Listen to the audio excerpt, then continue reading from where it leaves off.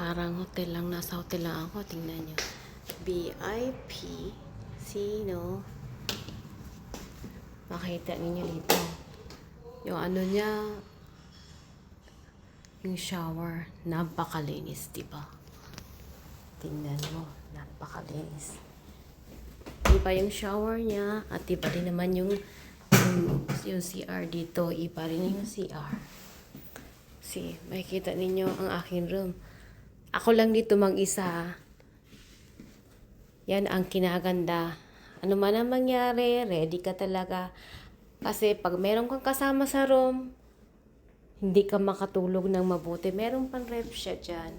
May locker. Yan.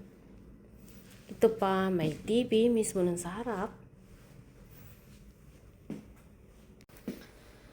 Ayan, nandyan pa sa malapit lang. Ganda naman ang ano dito tanawin. Okay lang, mag-isa.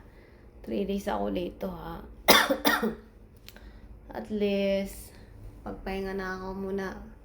Mga gawain bahay. Saka na yan.